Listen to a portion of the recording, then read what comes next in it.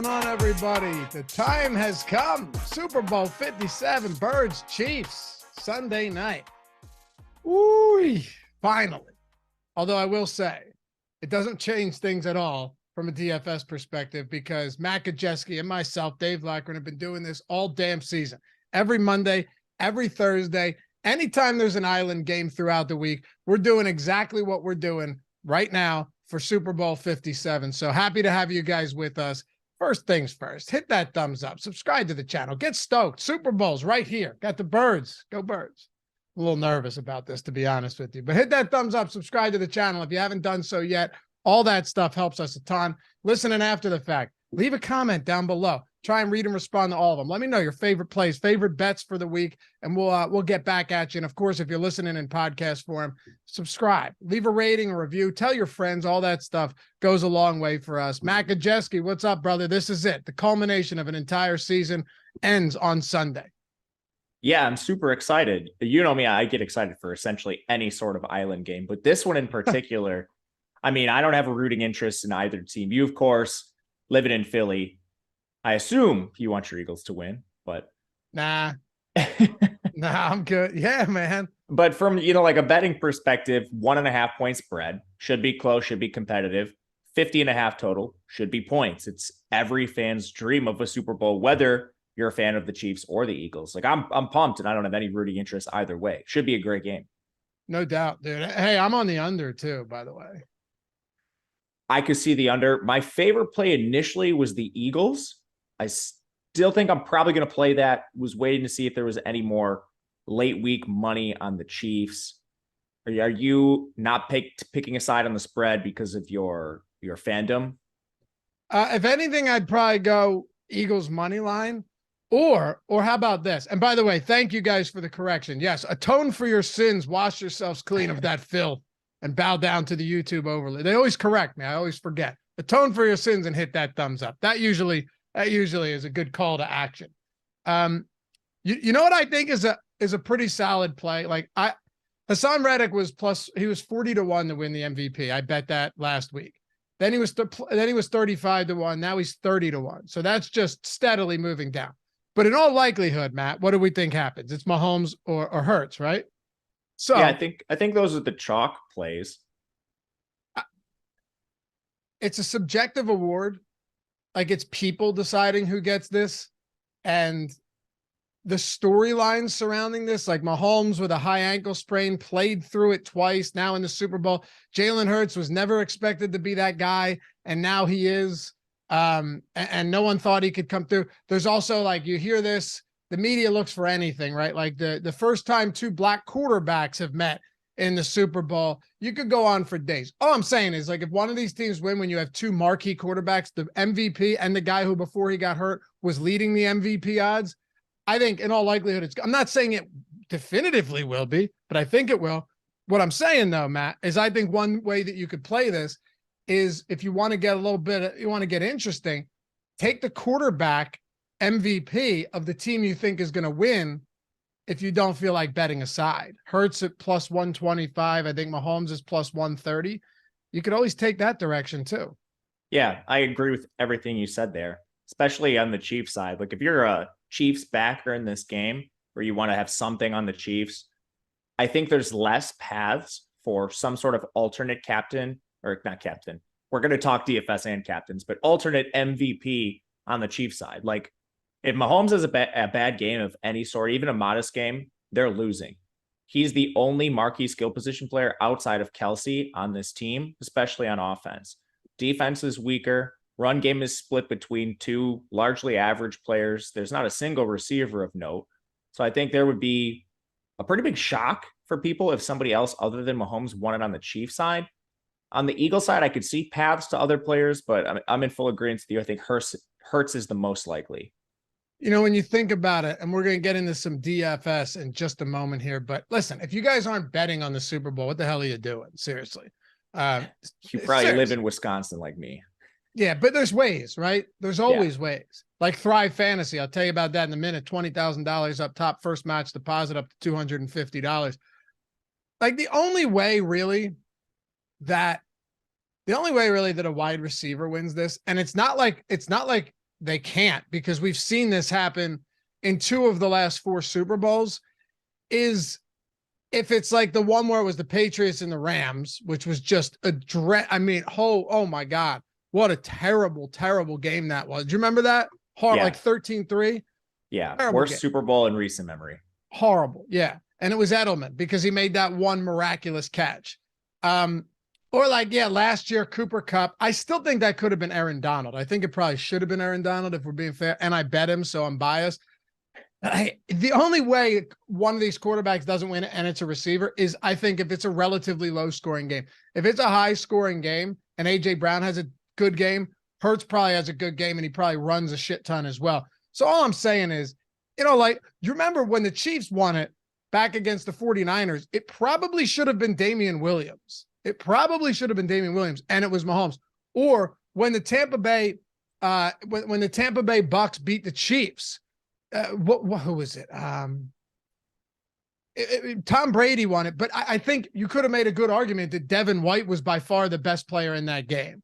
So I'm just saying, when you have 2 like absolute standout marquee quarterbacks, usually they get the benefit of the doubt. Yeah, without a doubt. I think that's very much going to be the case in this game. And we'll talk about some bets later, I'm sure, and players that are off the board. But I mean, they're long shots for a reason, and I do think this is priced appropriately. All right, let me ask you this. If you had to take a long shot MVP, I already told you, mine's Hassan Reddick. Who was yours? I like where you're going with that. I actually looked at Hassan Reddick, but you're right on the line movement. I think if you want to play something similar, you can get far longer odds on Josh Sweat. The theory is essentially the same. Hassan Reddick has the name value, especially from his performances in the playoffs of late. But Josh Sweat is going to play off the edge for Philly alongside Hassan Reddick. And if he's just the player that gets the sacks, like you said with the receivers, I think in this case, it probably has to be a low scoring environment. Think like the Denver Super Bowl where Von Miller won, where there's some really impactful defensive play. Yes. And you're kind of leveraging against Mahomes. Like we know Mahomes is a stud. If there's some like high impact strip sack type play against him, and it comes from a player like Sweat, I think that's where you could maybe gain some leverage here. I also think maybe there's a chance for one of the dart throws on Philly's offense not named Jalen Hurts, and this could come down to touchdowns. Miles Sanders or Dallas Goedert is a pass catcher who's priced, I think, pretty efficiently in this market. He's a long shot for sure. But as we'll talk about in the matchup show, the Chiefs run a ton of cover too, and they play their safeties really wide to help receivers. And they're probably going to have to do that. The Chiefs just don't have great corners. And that leaves the middle of the field open where Goddard operates. So you could tell yourself a story for him too on offense. My 2 long shots are Sweat and Goddard. Okay. I like it. Yeah. I just look at it like this. Eagles are probably going to run another committee. Gainwell's been very involved. It's unlikely that it's a running back. You don't see that very often, that a running back is winning the MVP. The last time that happened was, I don't even remember. Terrell Davis, Super Bowl. What is that? Like 32? Offenses were played a little differently back then. No question. Like I said, you agree. Damian Williams should have won it. Oh yeah, I 100% agree. He should have won it. Should have won it. If Damian Williams would have won it if Jared Goff was his quarterback, you know what I mean? Or like Derek Carr was his quarterback, but it was Patrick Mahomes. The reason I I love the Sweat call, and the reason I think Reddick makes sense, and you have to bet a long shot in the Super Bowl. You're crazy if you're not at least taking some shots there. It's because let's say the Eagles do win this and Jalen Hurts is just pedestrian, probably not going to one of the running backs. And it also means that Patrick Mahomes probably wasn't great. Like, sure, maybe Patrick Mahomes, maybe it's just an insane shootout, but I think it's also possible that he could be under duress in a game like this. So that's what I got. And Swoop said, if AJ Brown goes for like 150 and a couple touchdowns, that should be enough, for example.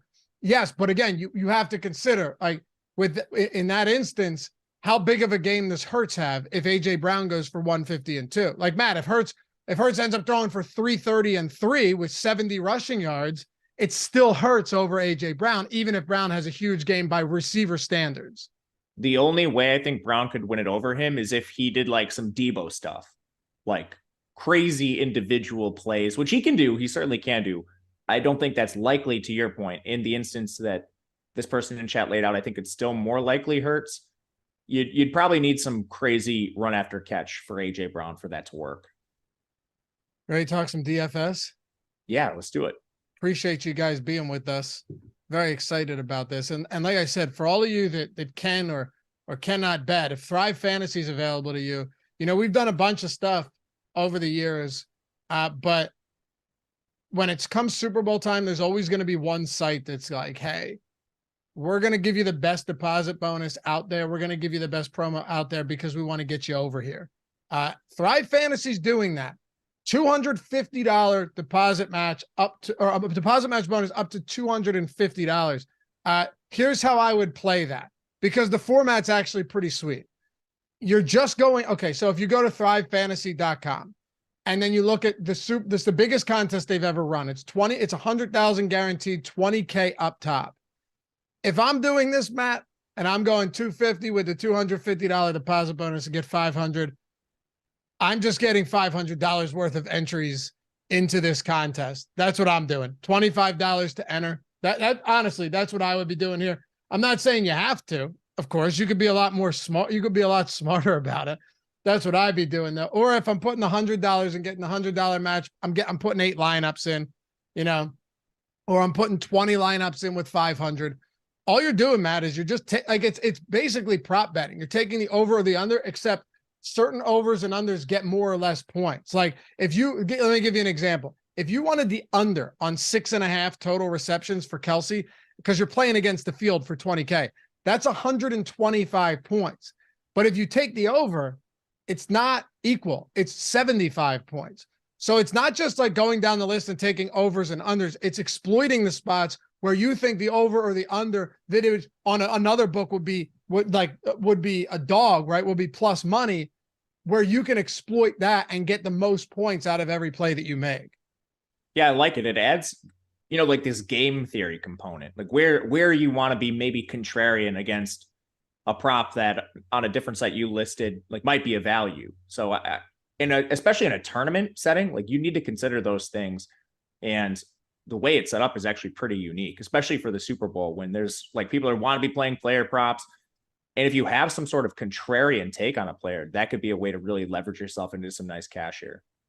Let me ask you this. Do you think that the Eagles find a way to somewhat contain Kelce? Like if you came over here, would you look towards under 6.5 receptions? That's just a massive amount of points that they're putting out on the under. Yeah, I think, just looking through this right now, at some point, this is worth it. And we're talking about large field tournaments. For some reason, it seems like every single week we're on here talking about, look, a team should be at least prioritizing stopping Kelce, and then he comes up with 11 receptions or something crazy. They just find unique ways to get him the ball specifically. But this is pretty close to like the projection on our back end. And, like we would project this if there was standard juice on both sides, we would project this towards the over. But given the amount of points you're getting for betting the under, I think something like that is definitely worth it. Me too. And I will say this much. If you guys are signing up, the link's in the description and in chat. If you decided, what a great way to spend the Super Bowl outside of just DraftKings and stuff. If you are intending on doing this, match them up against the books. Match them up against, like Miles Sanders, the over's heavily juiced essentially for him to score a touchdown. At other spots, I'm seeing it at plus 105 anytime touchdown, even money, minus 105 in one spot. Under half a touchdown, total touchdown to me, getting 120 points opposed to 80 for over that. Like those spots, you just have to take those chances and rack up as many points as you can. So, somebody, let's go and win 100. Let's go. Somebody win 20K. Somebody win 20K with Thrive. Get your $250 deposit bonus. Get some lineups in, and let's win. Let's take it home for Stokastic. All right, for Super Bowl 57. Check it out. Links in the description and in chat. Thrive Fantasy, sponsor of the Strategy Show. All right, let's go, man. Let's talk about it. We'll start with the Chiefs. 1.5 point dogs, 24.5 point total for this one. Patrick Mahomes, 19.4 top play probability. Believe it or not, it's lower than Travis Kelce, but we have to start with Mahomes here. Optimal captain, 9.6% of the time, slight positive leverage. Who do you like more today, Mahomes or Hurts? And how often do you think you're going to try and jam both of these guys for Sunday? Yeah, the answer to that question, I think, firmly depends on what contest you're playing. Anything smaller field, without a doubt, I want to jam them both. especially Mahomes. He's a player I really want to make a priority because how do the Chiefs succeed without him? Even if Kelsey has a monstrous day, Mahomes is going to have one as well. And of course, there's pricing to consider here. If you play both Kelsey and Mahomes, you're tying up a ton of salary, and you're also probably not getting Hurts in that instance. But at the same time, this could be a spot where maybe you just leverage one side of the game and get cheaper elsewhere. So in particular, Mahomes is a player I do want to be playing. He's certainly positively leveraged. And in terms of whether I get Hurts and Mahomes together, that's going to come down to field size. I think we're talking about the two most owned players. So if you do take a shot at that $6 million milli maker, that's total prices that they're offering on DraftKings. I've been toying with this. I might just create a rule that says one of Mahomes and Hurts in a lineup in that contest specifically, or something of that field size. What do you think about that? It's it. Well, here's the thing. It's not like it can't work. We see it work all the time. They're very expensive. Okay, so how about this? Because you and I will always build a lineup at the end of the show. I think I forgot to put it in there, but we're definitely going to do it. Mike, if you have a second and it's not too much trouble, add that. By the way, the overlay looks sick. I'm loving this overlay today. This looks good. So let's just, for hypothetical, Matt, we throw Hurts and Mahomes into a lineup. You have Hurts at captain, and then you have Mahomes at flex, or flip them around. Doesn't really make a considerable difference. $5,500 per player remaining. That definitely limits options. It isn't to say that we're not going to be able to find a little bit of value here, but in the Super Bowl, it could be a little difficult. Now, fortunately, Kansas City is one of those teams that Mahomes could throw to 47 different players, and one of them could find himself with a rogue touchdown. But that gives you $5,500 per player. What if you were to say, all right, I don't want to do that, but I want both of these guys. I want to flex both of them. Now you have 7,000 per player remaining. I think that's going to actually make it relatively easy to build lineups you really like. I have built quite a few lineups at this point in the week already. And when I have both of them together, a lot of it is with just both of them at flex for the reasons you mentioned. Your lineups just look better. And we've talked about this a lot with the quarterback position throughout the regular season, especially a player like Mahomes, who's not really that much of a runner. He does have fine mobility, but when Mahomes hits his ceiling, it's through the air. And sometimes, and Mahomes is a great example of this, quarterbacks just spread their production around. But if it's Kelsey that gets 100 yards and 2 scores, or 100 yards and a score, maybe even enough. Or if it's Juju or MVS, like we saw in the conference championship, if it's concentrated to one player, especially one of those cheaper guys, there's a really good chance that a pass catcher could just outscore Mahomes on a price adjusted basis. In that instance, you need the pass catcher, you need Mahomes, but maybe just because of the pricing, the pass catcher ends up being the optimal captain, and then you have Mahomes in the flex. That story is a little harder to tell yourself with Hurts because he's mobile and he runs a ton and he has a lot of rushing touchdown equity. But with Mahomes in particular, I don't hate using him in the flex and trying to maybe throw a dart at a cheaper receiver in the captain spot. And that should allow you to get Hurts in the flex as well. I like that. Mike, if this is okay with you, I'd like to call an audible here. How do you feel about removing both teams? Okay. Throwing lineup strategy in there. And we're just going to talk through this on both sides. Is that too much of an issue? Works for me. All right, cool. I think, Matt, I just think it makes more sense for a game like this. Instead of let's break down the lineup construction. Let's break down the matchups, both teams. But there's too much nuance to just go team by team here when we're looking at, like you just said, how big of a difference maker is it if you get it right, whether you're playing one quarterback or both quarterbacks, where you're playing those quarterbacks, who you're captaining. I think that's probably going to be more valuable to people watching. I agree. And all that with the context of field size, for sure. Yeah, no question. No question. And thanks, Mike. Because, I'm looking at this now and I see A.J. Brown. If I plug A.J. Brown in a captain, I do like A.J. Brown quite a bit this week. They haven't needed to use him in recent games at all. Facing 0 quarterbacks against San Francisco, didn't necessarily need him at all. And of course, Hurts overthrew him on 2 deep shots too. So hopefully his shoulder's okay. Didn't need him against New York. That game was over from the jump. Week 18 was kind of a whatever throwaway game. Let's just get in and out with the win and clinch the 1 seed. Looking at A.J. Brown, That gives you 4,700 remaining. If you've got Brown, Mahomes, and Hurts, it's not going to get you to Kelsey, Devontae, which is fine.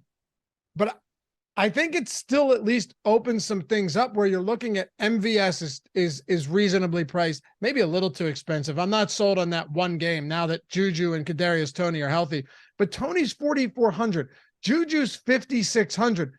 Both kickers are 42 and 4,000. Scott, there's a lot of ways that you could go Brown, Captain, Mahomes, Hurts, and then still get in multiple Chiefs pass catchers. And even if you only ended up with, say, one pass catcher for Philly, which you don't have to, but you could, you've got a quarterback that can rush for 100 yards. Yeah, you laid out a great way to build contrarian with, a stud captain, both quarterbacks, and essentially like pretty good value across the board. And there are players not at the stone minimum, but near the stone minimum that I think are in consideration, and they won't really require big games, especially in the flex spot. A lot of times, especially with a structure like this, where you have Mahomes, Hurts, AJ Brown, Kelsey, if you do want to just jam all the studs because production is so concentrated, maybe like 2 catches for Quez Watkins is enough. And that's the construction that gets you there. And it has nothing to do with Quez individually, but Quez was the piece that let you get up to those studs, both quarterbacks, and insert whatever cheap player it is here. Justin Watson, Boston Scott, could be any of them. It's a construction build. So what you laid out with Hurts playing the quarterbacks in the flex, I think is going to be a little more contrarian, just because a lot of people are going to be trying to jam in these QBs, at least one of them in the captain spot. Yeah, good point. Ryan S says, for a running team, in quotes, the Eagles have given up 44 sacks this year. Chiefs have given up 26 as a passing team. Yeah, dude, Mahomes is amazing at evading pressure. There's no doubt about that. He's very good at it. We've seen him make magic on countless occasions. Of course, he's still not 100%, and Andy Reid said as much himself. I think he'll be fine, but I also think you're going up against the pass rush. Like, Mahomes was sacked 3 times last game against the good Bengals front. This is the best by far pass rush he's going to face. 78 sacks, including 2 playoff games for the Eagles this year. Just throwing it out there. Like, I think both teams should be able to get pressure. I like over 5.5 sacks in the game, to be honest with you. It's at plus money right now. But Rance said Juju, hell no. Then Swoop followed it with, I like Juju in this game. So, Matt, I think the problem with Juju is it's hard to have confidence in a guy like Juju Smith-Schuster, who has been wildly underwhelming. Nobody has really been consistent outside of Travis Kelce.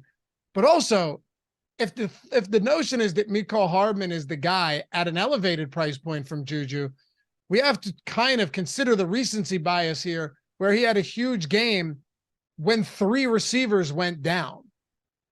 Yeah, you said it. I don't really have anything else to add. They played with Marcus Kemp out there. Marcus Kemp had 4 career catches coming into that game. I think he had 1 in the conference championship. They were literally down to rookie Sky Moore, who they gave a couple gadget plays here and there on a weekly basis. And then Marcus Kemp, who's literally practice squad fodder. And then, a team that dedicates some resources to Kelsey, who else is Mahomes going to throw to? It was literally just MVS. Now, to his credit, he stepped up when the Chiefs needed him for maybe the first time in his career. I don't think I've lost more money on a player other than Marquez Valdez-Scantling. But all that to say, there's now competent players, the players we've seen outshine him really all season long back in the offense. So I agree with you. I think he's a little too expensive, and I'd be looking cheaper than MVS based on what we've seen through a whole season, not just the one game. Do you start to look at, because the Kansas City Chiefs pass catchers, it's just you honestly never know. Now, granted, Hardman's out, so we know that. He's officially out. So you've got MVS, you have Juju, you have Sky Moore, 58% of snaps last week. That won't be the case now that they're a little bit healthier. Tony only played 4 snaps last week. Juju was out early in the second half. Marcus Kemp played a third of the snaps. That's so nuts. Legit played 10 snaps all year and more than doubled that in the conference championship game. But yeah, they had Justin Watson inactive. He was sick. Oh, right. That's right. Yes. Justin Watson was out as well. He was with an illness. Good call. So, like, you've got Kelsey, Noah Gray might fall into an opportunity or two. Jody Fortson might get the rogue touchdown. And then we can't ignore the fact that, yes, last week they had to throw the running backs more, but Pacheco ran 26 routes, was targeted 6 times. McKinnon ran 16 routes, was targeted 4 times. It's gross, but there's always a lot of different options here in large field tournaments that maybe you could take some shots on. Where do you go here outside of the big name guys and the ones that we've already talked about? I think a lot of people are going to take shots on the backfield, and I would rather take shots with the receiving options for some of the reasons we already mentioned. But I think the Eagles are sneakily a little more vulnerable through the air. I mean, a lot of people, this has been blown up in the media a ton this week, the easy schedule that the Eagles have faced this year. And it's true to some degree. It's also true you can only play who's on your schedule. But they have shown leaks, especially through the air, against some of the better passing attacks they faced this year. When you look at bottom half offenses and then just pass play EPA, they're first in the league against bottom half. You go to top 16 offenses, they're 19th in EPA per play. So there is a bit of a separation there. Small sample sizes. Again, they didn't play a ton of good offenses, and you can look just kind of anecdotally through their schedule and see where they did allow production. And I do think they've kind of addressed the issues in the run game. So you know this better than anybody. Jordan Davis is there. He gets hurt. They really start to lapse against the run. And then they go out there and sign the veterans, Ndamukong Suh and Linval Joseph. And the run game hasn't been as much of a problem for them defensively, but they still have shown cracks in the pass game. So if I'm going to throw darts with Kansas City, I do want it to be darts with the passing attack, especially considering it's not all that clear who's going to be on the field. MVS is a player I do want to fade. Juju is kind of seeing his name tarnished in the media, and for good reason. He has not played up to any sort of draft capital, or he hasn't been paid a lot, but still people expected him to be their wide receiver 1. He's going to go overlooked. And Toney, I mean, how many people playing DFS have been burned by Kadarius Toney, seeing an explosive play 1 week, and then he plays 4 snaps the next? I'm actually surprised he's going to be healthy for this game. It seems like he leaves after 4 snaps, 5 snaps with some injury that looks like it's going to last weekly, and then boom, he's practicing. Right I have no explanation for it, but if he's going to be active, I'm going to have to take shots just based on the high upside we've seen. And because they use him in unique ways, right? Like is he going to get the ball downfield a lot? No, but you're going to give him opportunities to create after the catch, and I'm okay with that. Eagles are not the best tackling team in space, I tell you that much. One thing, if you've watched them enough this season, they always go for the strip. Sometimes that works. Other times, 3 of them go for the strip, and it turns into a 40-yard reception that was thrown behind the line of scrimmage. So I like that a lot. And yeah, look, you're right. Ndamukong Suh, Linval Joseph, Jordan Davis, they've certainly addressed that. There's no doubt. They got Avonte Maddox back, though, as the slot corner. He was out for a long time. They've struggled. You know, this zone defense, Matt, has struggled against good quarterbacks. That's my biggest concern here. Like, is Patrick Mahomes just going to throw guys open on every play and carve them up? I think he could. Me too. The biggest thing for me is, where is he at with the ankle? Because the Eagles are going to bring pressure. And KC is a pretty good offensive line, certainly above average. But, I mean, we're talking about the highest pressure rate in the NFL with Philadelphia. If he's not able to escape that in some degree, and he's awesome under pressure, you mentioned this. This is a funny stat. There's one out there called pressure to sack ratio. So this is the amount of times you're pressured and how often they turn into sacks. So it's looking just exclusively at plays you're pressured. Mahomes' pressure to sack ratio is half of what Jalen Hurts is. So he is arguably, I think we could say almost definitively, the best quarterback under pressure in the NFL. No, we can say it's not, I don't think there's no debate there. Yeah, you're right. Yeah, he's awesome. So how much does the mobility limit him? And these are questions we just won't have the answer to. A lot of the time in the pocket where he's creating off script is created on his own. He's mobile, not in the same sense as Hurts, but more in the pocket, evading pressure, creating time for his receivers to leak open. And if he doesn't have that, that could be a huge component of this game. The whole game, in my opinion, comes down to that. Like, if you can't contain Mahomes when you flush him outside of the pocket, and he's making those plays that we've seen him make. How many plays has he made? Like 1 foot running, seriously, like 1 foot throwing across his body to a guy down the sideline that takes it for another 30 yards to the house, right? Like, yeah, if you can find ways to contain that, I think Patrick Mahomes could be in for a very long day. But if not, it's going to be trouble. There's really no way for us to say definitively because it's the best quarter. It's interesting, Matt. It's the best quarterback the Eagles have faced, bar none. Not even close. Not even close. All season long, and this is by far, without question, the best pass rush that the Chiefs have faced all season. No question. No, that is 100% fact. You can look up any statistic you want to bear that out. I mean, the Eagles are the number one pressure rate in the entire NFL. That's just a statistical fact. Yeah. And you could look at the quarterbacks the Eagles have faced as well. I think you could say the same thing about the Eagles defense not facing anyone of Patrick Mahomes' level. All right, ready? Favorite cheap Chiefs pass catcher. And it can be anybody here. Is it Kadarius Toney? I think it's probably Kadarius Toney, but I'm going to do a 1A, 1B here. I'm willing to go back and throw some shots at Justin Watson. He's mainly a wind sprinter out there. He is one of the lowest target rates in the NFL for the amount of routes he runs. People may have forgotten him.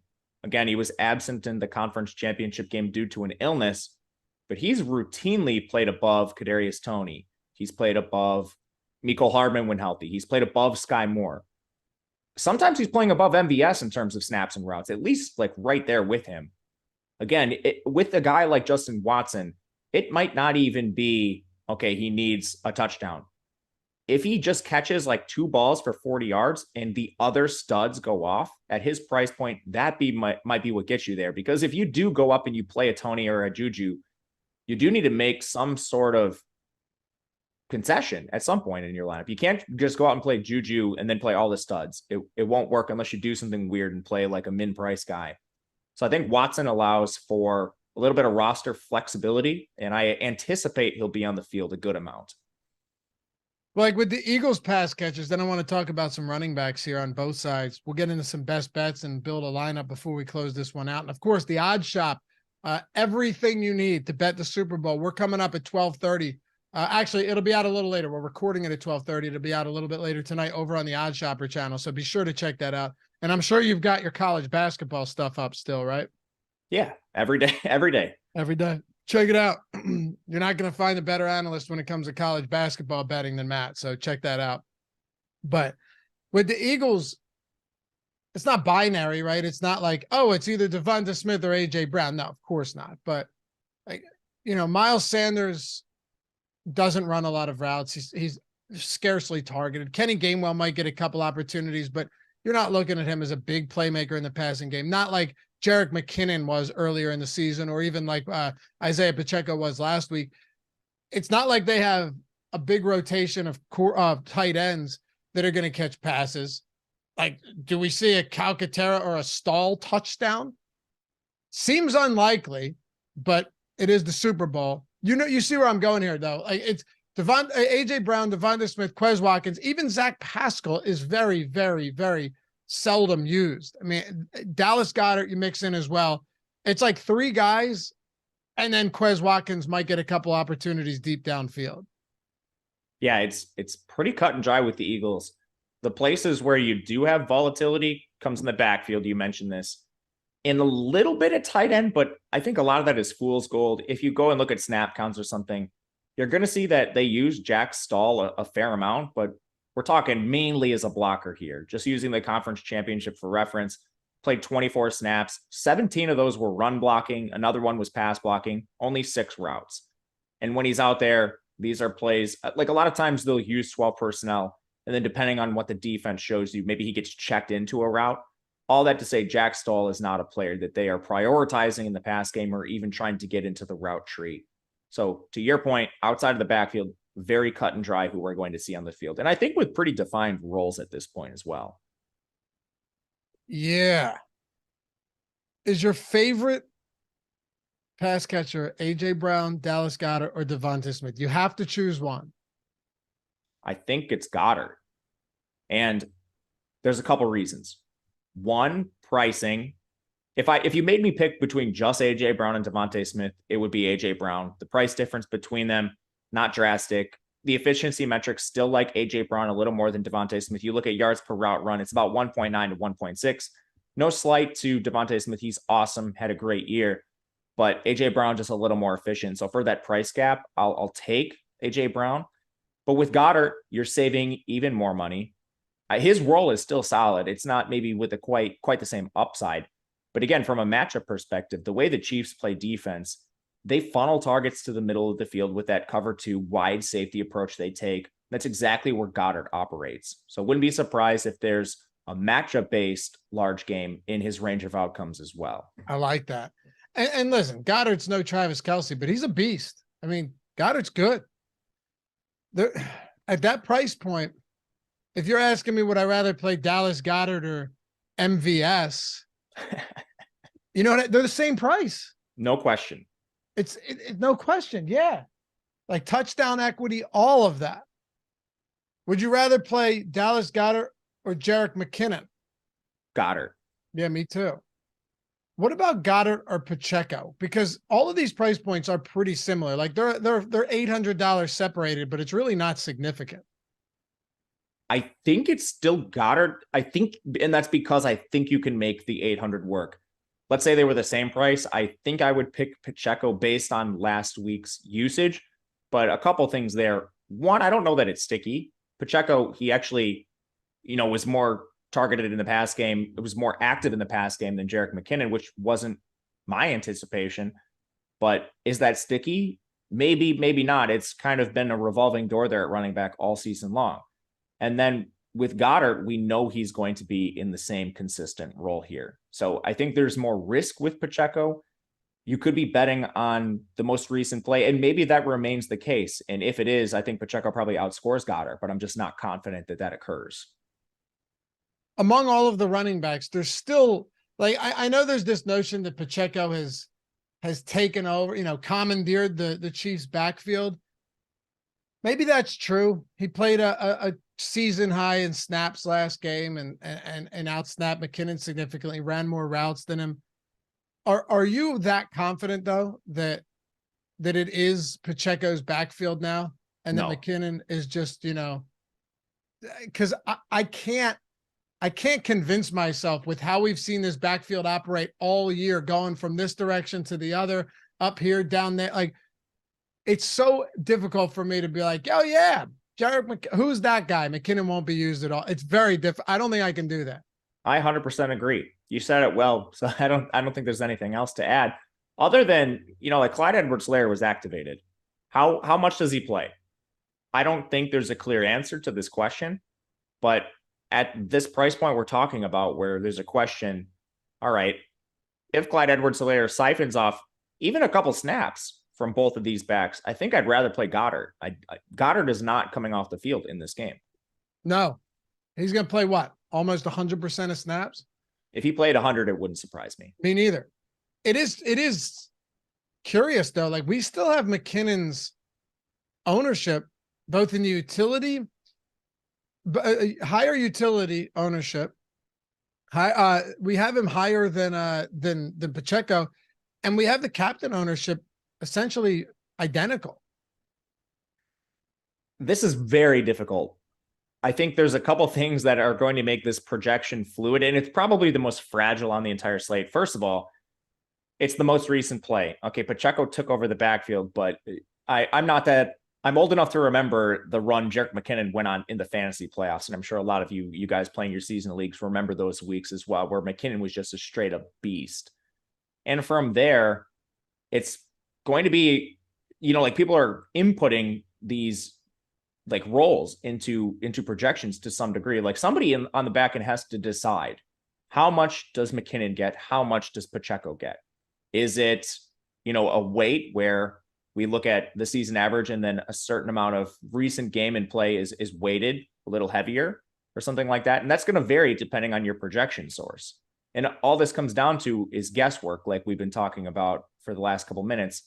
I'm not confident that Pacheco is going to play ahead of McKinnon. I'm not confident the other way either. And to me, this comes down to ownership. So when I'm making my own personal decisions, and again, you can evaluate however you want, if one of these backs projects for significant or maybe even slight ownership ahead of the other one, I'm probably just more likely to take the less owned player in a highly uncertain situation. We're in total alignment here. And Pacheco has the second lowest leverage score on the slate, interestingly enough. Miles Sanders has the lowest. We'll talk about him. Yeah. But, and we had some questions in chat, several of them about Clyde Edwards-Helaire. Look, it's hard to say. I would, this is just one person's opinion, and I'm going to ask Matt the same thing. I would be very surprised if he was heavily involved. I'd be shocked. I wouldn't be surprised if he doesn't touch the ball or has like 2 opportunities here. Even before the injury, his snap count had been steadily trending downward. So it's difficult for me to look at a guy who hasn't played since week 11. And with the efficiency and effectiveness of both Pacheco and McKinnon, both as pass catchers out of the backfield and namely Pacheco in the run game, it's hard for me to see Clyde Edwards-Helaire carving out a significant role after being out for almost 3 months. Yeah, I absolutely agree with you. The only thing I really have to add is he's $1,000. So right. If he got 6 snaps, what would he really have to do if one of them was like a catch or something? Because he's even cheaper than like Justin Watson. He's even cheaper than Quez Watkins. So and totally unowned.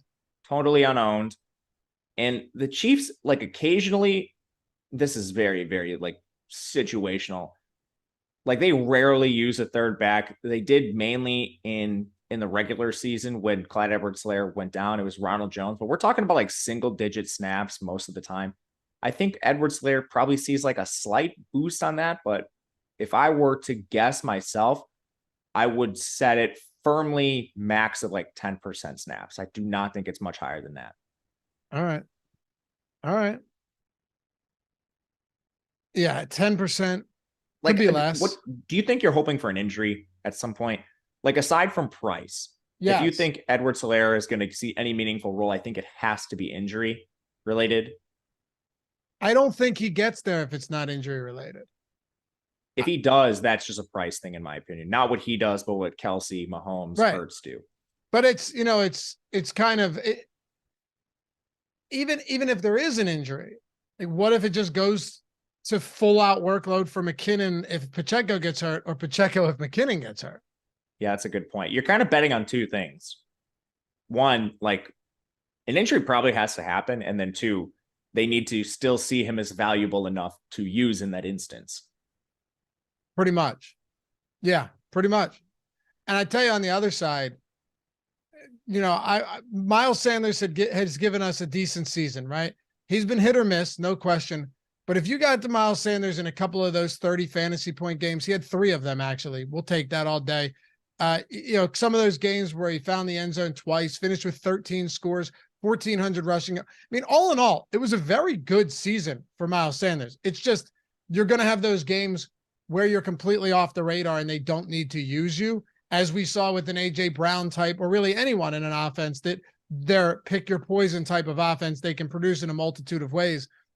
I honestly, I feel like Kenny Gainwell might just be the better play here at 5,000. I think you're probably right after the Miles Sanders blow up spot we saw in their last game. And this has been reflected everywhere. He's a player I've been very surprised to see priced so aggressively in prop markets. His rushing totals, they're around 60 yards, if not more in some spots. There's some reason for that. The Chiefs certainly do not have a good run defense. The Eagles have a great offensive line. But at the end of the day, I'm still not confident in the role Miles Sanders plays. You mentioned Gainwell. He's going to play a lot. Boston Scott's going to play some. And I think the one redeeming quality you have for Miles Sanders is there's still a little bit of hidden upside based on the recent games the Eagles have played. So he was in line for a pretty solid workload last game until the Brock Purdy injury. From there, it was just entirely non-competitive. The Giants game was a blowout. He had a pretty good role in the first half. And I mean, they were up 28-0 by halftime. And then the game got a little more crazy after that. You really have to look back into the regular season and kind of deep into it before you see some competitive Eagles games. And in some of those spots, Miles Sanders did have an elevated role, not to mention he was banged up during portions of the regular season as well. All this to say, there could be some meat on the bone for him, but I'm not confident in that. And right now, I think because of the big touchdown spike we saw last week, he's being priced aggressively in DFS. He's priced aggressively in the prop markets. I think by going down to somebody like Gainwell, you might be able to gain some leverage just based on recency bias. It's kind of where I'm thinking too. I will say though, all of the running backs on this slate have negative leverage, like the most negative leverage. Sanders is the lowest. By the way, this is our boom bust tool we're referring to. If you guys are trying to get it, actually, I'll tell you how to get a free month of all of this in a second, but a free month of not just football, because that wouldn't do much for you, but all of our sports. XFL, buddy. Oh yeah, we'll have that. We're going to have projections, I think. Yeah, we are. We're going to have it for everything. We already do. There's contests. We got you. But Sanders -9, Pacheco -8, Gainwell -5, McKinnon -4, Edwards-Helaire -2, Boston Scott -3. So just when you're getting these committee approaches, they're never going to pop in the leverage score unless they're really, really cheap, and they could get work. But like Boston Scott's not really that cheap, man, at all. If this is a competitive game, and it definitely should be, I wouldn't be surprised if Boston Scott only has 1 or maybe 2 touches. Yeah, 100%. Neither of the first 2 games have been competitive at all. No, they haven't been. I agree with you. I think if a guy gets phased out, it's Boston Scott. And that's the fragility of the projections as well. I think our projections are pretty accurate. This is where I would put it for the Eagles backfield personally. And I agree with the tools. I think unless you're just trying to get completely off the board with some sort of, Eagles run up 2 scores right away, and then you're doing like Chiefs pass catching onslaught as a run back, I'm probably going to be light on Miles Sanders, and likewise, probably not as light on Kenny Gainwell, but light on him as well. And for Boston Scott, you mentioned it. I think I'd rather play some of the other cheap options like Watson or Quez Watkins or whoever may be down there. Favorite low-owned play of this slate? Oh. Either side. We've broken down every play here. We're going to hit our bets. We're going to build a lineup. Our favorite part. We're going to give our final score predictions as well. Favorite low-owned play of the slate? I think it's Justin Watson. Oof. Okay. We're talking, I went below 10%. Okay. If we're below 10%, I got to go Kenny Gainwell at 9%. Yeah, that's a good one. I wasn't sure where we were talking this cutoff, so I made sure to go real low. That's fair. I see what you're saying. Yeah. Okay. Well, Watson's at 9. Gainwell's around 9. Yeah, right. And they're both, I think, pretty solid in terms of salary relief. I agree. Favorite bets. Now, I already told you where we're at. We both told you where we're at for MVP. I'll give you one first, Matt, out of the gate for bets here. And yeah, watch the Odd Shop tonight. It's going to be awesome. It's over on the Odd Shopper channel. Miles Sanders is now under 1.5 receptions. It's juiced heavy to the under, -165, but at MGM, under 1.5 receptions seems like a fantastic spot. Also, for those of you that like to have a little bit of, long shot action instead of just betting the -110 spots here, Matt, A.J. Brown, longest reception of the game on DraftKings is at +225. Leads anyone from either sides of these teams or either team in deep attempts or deep targets this year with 32. No one else has more than 25. That's MVS. He is dominant after the catch. He can break tackles. He's huge. I know you were talking about things getting funneled to the middle of the field, but I think there's going to be a lot of ways that they find ways to get A.J. Brown the football, finally facing a good offense on the other side where they can't let their foot off the pedal. Yeah, I like that one too. And middle of the field, that doesn't, only open things up for Goddard too. Somebody's got to play the slot for this team. And A.J. Brown, they move their receivers around a little bit in Philly and try to find advantageous matchups. They're actually one of the best teams in the NFL at this. And you can just look at some pretty minor statistics to see this. Like pass rate over expectation is an excellent stat to look at, I think, for this. In the first round of the playoffs, they went really run heavy in neutral game scripts against the Giants, which makes sense. That team was being gashed against the ground. And then against San Francisco, and I isolated this early in the game before the Brock Purdy injury, so we could kind of see, all right, early in the game, before the injury, when things were competitive, what was Philly doing in neutral game scripts? Well, they actually went pass rate over expectation they elevated that, which I think made sense. You have the San Francisco defense really strong up front, and they're pretty good pass defense as well, but that was certainly their weakness if you were to decide one thing to attack. And here with the Chiefs, the middle of the field, I think, makes a lot of sense based on the coverage they play. And getting your best pass catcher in the slot, attacking downfield in the middle of the field with A.J. Brown as well as Goddard, I think makes sense. And a long reception doesn't have to come from the perimeter. Could come from anywhere. Exactly. Could come from anywhere. If you had to give me your favorite prop, your favorite bet, could be like jersey number of first touchdown score under 11.5. That's minus 130 on DraftKings. Ben, I know, likes a successful 2-point conversion to occur at plus 230. Aton's just got some insane shit, like will there be an octopus and stuff. I'm looking at the run sheet for the show later right now. I don't think you're taking that direction. Where are you going? No, you know me all too well. I don't have anything like that. One of my favorite ones is actually a pretty basic one. It's just Jalen Hurts over 238.5 passing yards. This is widely available, so I don't think the book matters. And it's actually the same at a lot of books too. If you shop it pretty hard, maybe you can find a better line than this. But I love that. Couple reasons why. It immediately pops as a value in our projections. So that's the first place I cross-reference this. And then everything matchup-wise makes sense for this prop. First of all, this game should be more competitive than what we've seen Philadelphia play recently, which in my opinion should mean just more competitive opportunities for Hurts to eclipse this. Kansas City does not have a good pass defense. Whether L'Jarius Sneed plays or not, I think he plays. But you still have a major weakness at least one corner spot. I mean, Trent McDuffie and L'Jarius Sneed can only cover 2 guys. You have 4 premier pass catchers for Philly, and I think Quez Watkins should be included in that for his role as a field stretcher. It has to be guarded. And lastly, Hurts has been pretty efficient. His offensive line is solid. The Chiefs are okay at generating pressure, but I think the mismatch here is in favor of the Philadelphia offensive line. So clean pocket, competitive game. I think Hurts over 238 makes a lot of sense, and the projections back it up.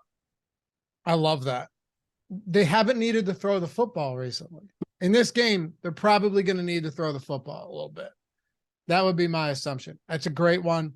And one of my favorites, I've been talking to you about it and throughout the week, like A.J. Brown overs 71.5 receiving yards, longest reception, correlates nicely with what you're talking about here, over passing yards for Jalen Hurts. So love it. If you guys are, I mentioned you want to get a free month of everything. And I mean everything on the site, right? Like Stokastic plus Platinum. You're not just talking football or basketball, everything. Hockey, PGA. You know, if you do this now, you're getting the Super Bowl, then you're getting a few days of basketball, and then you get the All-Star break, but that's all right because you got everything else going on. And then after that, you got basketball back and all of these other sports, entire calendar month, the Boom Bust tool, the Top Stacks tool, all of our player projections, ownership projections, the Showdown single game tools for the NFL, for the Super Bowl, of course, for basketball, all of these other sports, all the simulation tools, you name it, everything too, created by Alex Baker, Awesemo himself, and you know, managed by him and so many other great players like Steve Buzzard, constantly taking down 100K in NBA. I do this Stokastic Hall of Fame segment all the time, and he's always up there. Sean Zahn, who's behind the scenes. Eddie Lai, like you guys, you might not know their faces, but I guarantee you know the usernames up top of these contests. These are the guys that work day and night on these tools to keep them as good as they are, to keep them ahead of everything else in the industry. All you got to do, if BetMGM is available to you, you click the link in the description or in chat. You take $10. You sit down, you say, I'm going to put 2 minutes aside of my day because that's all you need. You click the link, you follow the steps, take $10, put it on any bet that you want, okay? Could be basketball tonight, or if you're watching Saturday basketball. But I mean, I'm thinking we go low. Maybe we go Jalen Hurts over, passing yards, or you go with a long shot. Shit, man, put it on Hassan Reddick to win MVP if you want, because if you lose, you're getting everything back in bonus bets anyway with their first bet insurance up to $1,000. So say you're like, I got a little more than $10. Let me go 100. Throw it on whatever you want. If you win, you get paid out. You still get a free month of Stokastic plus Platinum. And if you lose, you still get your free month, everything, Stokastic plus Platinum, you name it, and access to the Discord for the month. You also get all of it back in bonus bets if you lose. So that's just icing on the cake for the best, legitimately the best promo that we have going for anything. you're taking $10 at minimum, up to 1,000 for this first bet insurance, but it could only be 10 if you want. And you're turning it into a $120 free month, every tool for every sport that we have. Straight no-brainer. You don't have to get in the Hall of Fame. You don't have to finish top 3 in a field of 5,000 or more to get in on this, right?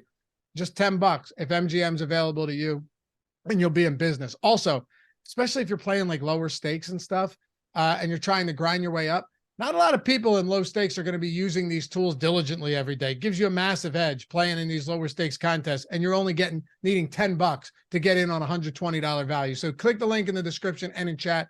No better time than now with the Super Bowl coming up and NBA and so many other sports in full swing.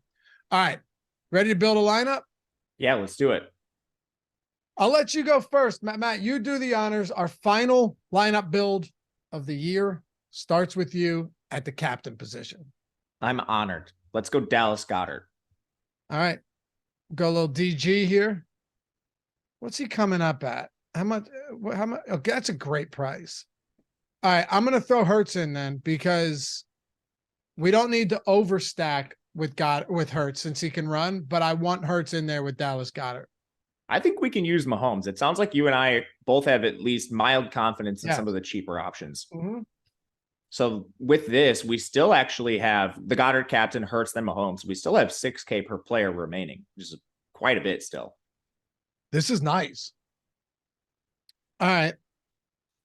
I'm going to peel down a little bit here. We'll go with Kadarius Toney. I think at that price, listen, you could say that any of these cheap guys are objectively bad plays, but it's a milli maker with, like, if we're talking milli maker here, 407,000 entries or something insane.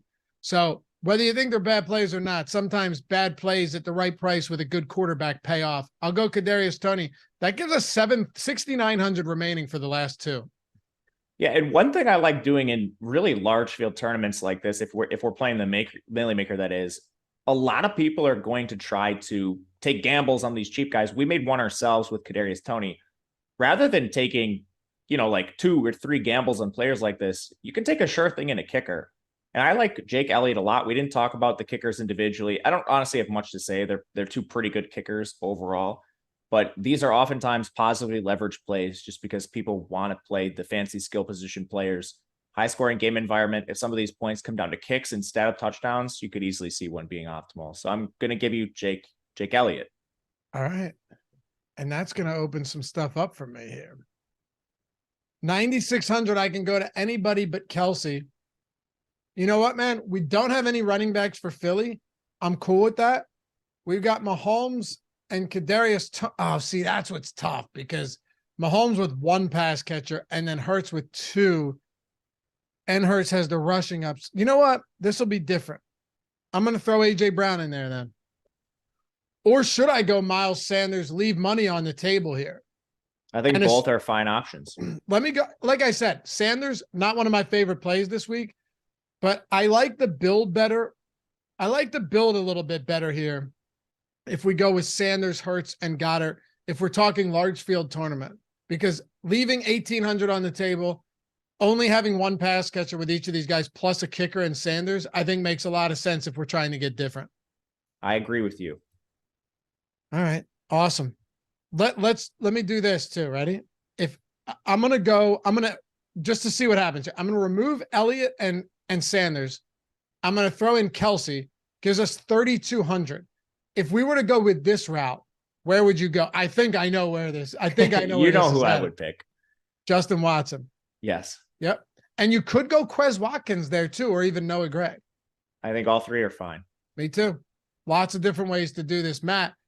Oh, and guys, before we give you our final prediction on Super Bowl 57 and wrap up the strategy show for the year, of course, we'll be back Sunday. We've got a monster slate of shows. So please hang with us before you go to your parties, set your lineups before you're doing anything. We're doing it in the afternoon, not leading straight up to lock because people got shit to do. Would you say, all right, how about this? Final score prediction, and just so people don't have to do math, give me, well, you know what? I'll do the math for you. Final score prediction, and then we'll know your side and your total bet for this one. Yeah, I can do those. I think it's going to be 27-24 Philadelphia. which gives pretty decent cover to Philly. Really close to the total, but slightly over. All right. I'm going to go 27-24 was mine too. And I was thinking, it really was. I said it earlier today on something. And I think that I think the public might even bet this total up a little more before it gets bet down again right before kickoff. I mean, right now we'd be at a push, Matt, on the total. Yeah. Unless you can find a 50.5. Unless you a 51.5. Yeah. Yeah. I think it might get there. I think it might creep. We'll see. Give me 27-24 Eagles as well. I swear to God, I can't not do that. That's where I was going to go. So we're on the same page. Yo, follow all of Matt's stuff right here on the YouTube channel, on the Odd Shopper channel. He's not going anywhere. At Matt Gajewski. I'm at Matt_Gajewski on Twitter. Me at Laffy_D. I got a ton of stuff coming out as well. And I'll be hosting all these NBA shows and NFL shows on Sunday and going forward. So thanks for an awesome season. You guys are seriously the best. We've had a great time. Anything else, Matt, before we say goodbye for 2023? No, thank you guys. Make sure to continue checking out all the content. Other sports are fun too, not just NFL, but thank you guys for being here. Love you all. We'll see you again next year. Shout out to Mike Lawrence for producing this one. We'll see you on Sunday. Let's wrap it up big. Peace. Go Birds. You guys are clear. I literally was at the same exact final score. I swear to God. All good, man. I'll see you this weekend. Later.